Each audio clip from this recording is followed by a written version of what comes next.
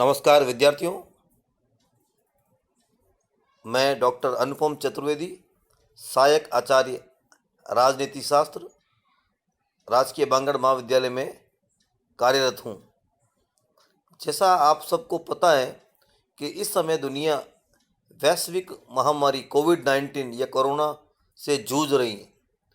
ऐसी परिस्थितियों में प्रत्यक्ष शिक्षण कार्य संभव नहीं है, अतः पूरे देश में, पूरी दुनिया में ऑनलाइन शिक्षण कार्य जारी है।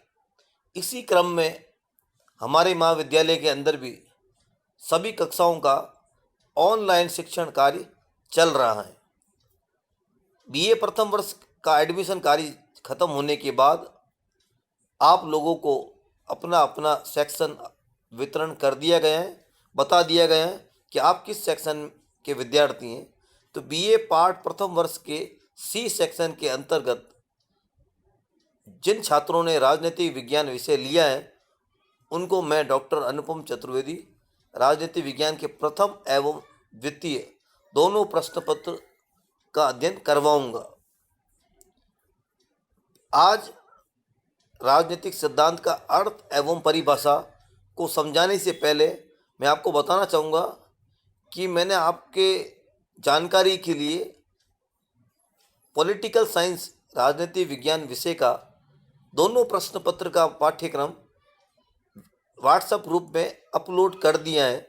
यदि उसके संबंध में आपको किसी प्रकार की समस्या हो तो आप मुझे व्यक्तिगत रूप से मेरे मोबाइल नंबर पर फ़ोन कर सकते हैं, जो इस ग्रुप में दिया हुआ है डॉक्टर अनुपम चतुर्वेदी के नाम से।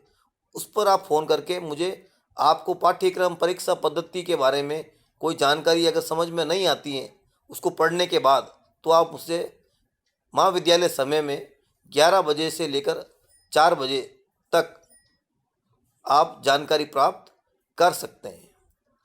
तो आज हम राजनीति विज्ञान का जो प्रथम प्रश्न पत्र है उसके अंतर्गत पहला अध्याय है राजनीतिक सिद्धांत का अर्थ, उसके बारे में अध्ययन प्रारंभ करते हैं।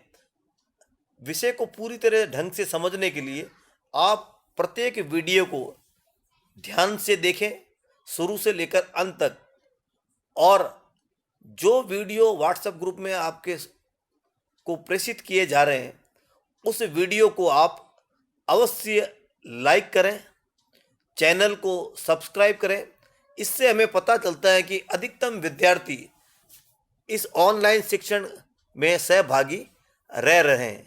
इसलिए आपसे वापस मैं एक बार कहना चाहूँगा कि प्रत्येक वीडियो को लाइक करें, चैनल को सब्सक्राइब करें तथा वीडियो को शुरू से लेकर अंत तक ध्यानपूर्वक देखें। अब राजनीतिक सिद्धांत की जब चर्चा होती है तो पहला प्रश्न आता है कि सिद्धांत क्यों। तो सिद्धांत क्यों, इसका उत्तर ये होता है कि किसी भी विषय को अगर विषय बनना है, स्वायत्त अनुशासन बनना है और उसमें स्वयं को दिशा निर्देश तथा विकसित करने की क्षमता विकसित करनी है, तो उस विषय के पास अपना एक सिद्धांत होना आवश्यक है। किसी भी विषय को स्वतंत्र अनुशासनात्मक स्तर, यानी किसी भी विषय को स्वतंत्र विषय तभी बनाया जा सकता है जबकि उसके पास एक निश्चित सिद्धांत हो। सिद्धांत एक पूर्व अपेक्षा या शर्त है। अब आप में से बहुत से छात्र ऐसे होंगे जिन्होंने राजनीति विज्ञान विषय पहले नहीं पढ़ा हुआ, तो हम इस परिभाषा को जटिलता में नहीं ले जाएंगे और हम सरलता से कठिनता की ओर चलने का प्रयास करेंगे। तो हम देखेंगे कि राजनीतिक सिद्धांत किसे कहते हैं। सामान्य अर्थ में, बिल्कुल सरल शब्दों में, राजनीतिक सिद्धांत दो शब्दों से मिलकर बना है। अंग्रेजी में इसको कहते हैं पॉलिटिकल थियरी, हिंदी में इसको कहते हैं राजनीतिक सिद्धांत। दो शब्द हैं, राजनीतिक और सिद्धांत। राजनीति का संबंध हो गया राजनीति से संबंधित, और सिद्धांत का अर्थ हम आगे देखेंगे। लेकिन राजनीतिक सिद्धांत को हम सरल सामान्य भाषा में कहेंगे तो क्या कहेंगे? राजनीति से संबंधित सिद्धांत राजनीतिक सिद्धांत कहलाता है। अब राजनीति से संबंधित सिद्धांत क्या होगा उसको समझने के लिए पहले हम सिद्धांत को समझेंगे। सिद्धांत का शाब्दिक अर्थ होता है, उसको समझने के लिए हमें सिद्धांत को अंग्रेजी में क्या कहते हैं इसको पहले समझना होगा। सिद्धांत को अंग्रेजी में थियरी कहते हैं, जो ग्रीक भाषा के शब्द थियरिया से बना है, जिसका अर्थ है किसी बात पर शांत एवं गंभीर अवस्था में उसे ग्रहण करने अथवा समझने के अभिप्राय से डाली गई एक पूर्ण सकेंद्रित मानसिक दृष्टि। इसको हम सरल भाषा में अगर कहें तो जब हम किसी तथ्य को समझने के लिए उस तथ्य के बारे में सोचने लगते हैं, विचार करने लगते हैं, चिंतन करने लगते हैं, तो उसे हम कहेंगे सिद्धांत, उसे हम सिद्धांत कहेंगे। अब राजनीतिक सिद्धांत की अलग अलग विद्वानों ने अलग अलग परिभाषाएं दी हैं, तो हम कुल 3 परिभाषाओं को समझने का प्रयास करते हैं। पहली परिभाषा दी है डेविड हेल्ड ने। डेविड हेल्ड के अनुसार राजनीतिक सिद्धांत राजनीतिक जीवन से संबंधित अवधारणाओं और व्यापक अनुमानों का एक ऐसा ताना बाना है जिसमें शासन, राज्य एवं समाज की प्रकृति एवं लक्ष्यों और मनुष्य की राजनीतिक क्षमताओं का विवरण शामिल है। तो यह परिभाषा कहना चाहती है कि राजनीतिक सिद्धांत वस्तुतः राजनीतिक जीवन से संबंधित अवधारणाओं का एक अनुमान हमें बताता है। दूसरी परिभाषा है एंड्रयू हैकर के अनुसार। एंड्रयू हैकर के अनुसार राजनीतिक सिद्धांत एक और बिना पक्षपात के अच्छे राज्य और समाज की तलाश है, तो दूसरी ओर राजनीतिक एवं सामाजिक वास्तविकताओं की पक्षपात रहित जानकारी का मिश्रण है। तो यह परिभाषा कहना चाहती है कि राजनीतिक सिद्धांत में एक अच्छे राज्य की तलाश करने के लिए क्या क्या आवश्यक है, उन सब बातों का अध्ययन किया जाता है। तीसरी परिभाषा दी है सेबाइन ने। सेबाइन के अनुसार व्यापक अर्थ में राजनीतिक सिद्धांत राजनीति से संबंधित है अथवा राजनीति से प्रासंगिक है, तथा संकीर्ण अर्थों में राजनीतिक सिद्धांत राजनीतिक समस्याओं की विधिवत छानबीन है। तो यह परिभाषा 2 अर्थ बताती है, व्यापक अर्थ, संकीर्ण अर्थ। व्यापक अर्थ में, बड़े अर्थ में, विस्तृत अर्थ में राजनीतिक सिद्धांत पूरी राजनीति से संबंधित होता है और राजनीति से रिलेवेंस या प्रासंगिक होता है, तथा संकीर्ण अर्थों में राजनीतिक सिद्धांत जितने भी राजनीतिक समस्याएं होती है उनकी विधिवत रूप से छानबीन, खोजबीन, परीक्षण करता है। अब राजनीतिक सिद्धांत के अंदर 3 बातें हम देखते हैं जो शामिल होती है।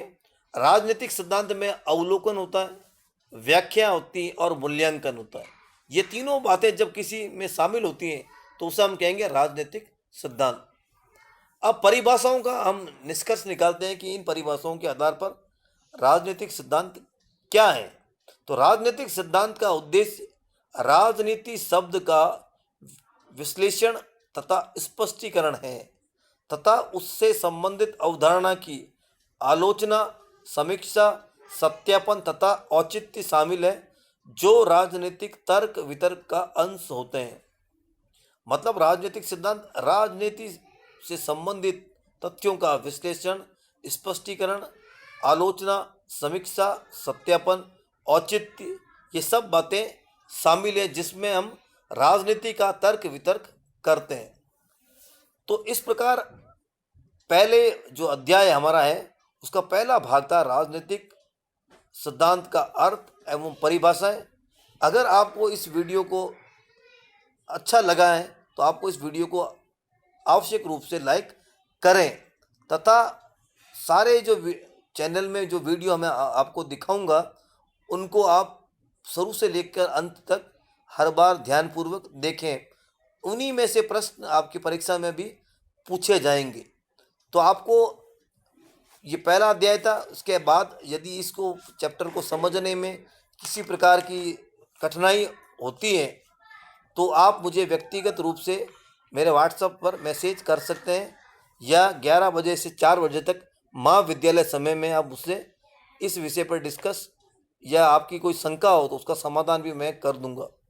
आपको ये बात ध्यान रखनी है कि हमें इस जो वीडियो हम आपके व्हाट्सएप ग्रुप में शेयर करेंगे उनको अनिवार्य रूप से देखना ही है, क्योंकि आपकी अगर हो सकता है आगे पढ़ाई अभी अनिश्चित काल तक ऑनलाइन ही होगी। तो ऑनलाइन जब क्लास होगी तो आपको ध्यानपूर्वक वीडियो को अवश्य देखना है। धन्यवाद।